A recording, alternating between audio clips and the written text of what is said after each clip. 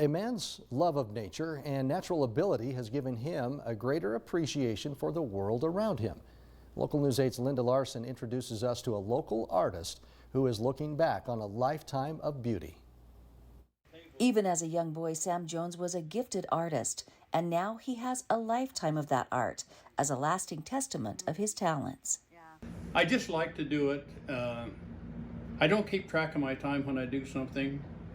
Somebody asked me, how long does that take you to do that? And I said, till I get done. That's all I can tell you.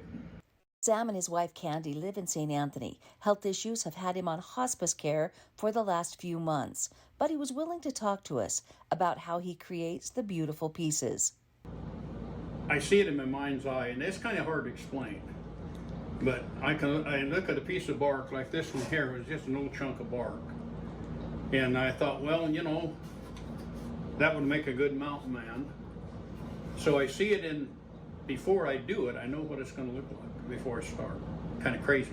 Sam has always appreciated the beauty around him. In fact, as a young man, he passed up a pretty amazing job opportunity just to go enjoy the outdoors. I had an opportunity to be illustrator for one of the sports magazines, you know, or the outdoor life, stuff like that.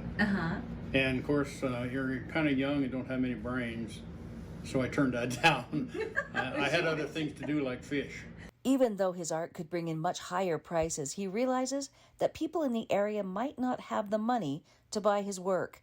So he's always worked other jobs to provide for his family so that he could keep his art affordable. We asked him how he'd like to be remembered. I never really thought about it, you know. I guess that I didn't sell expensive stuff. I don't know. Sam has done hundreds, maybe thousands of pieces, and that kind of legacy will last for longer than a lifetime. I'm doing it because I enjoy doing it. And if people like it, that's even better.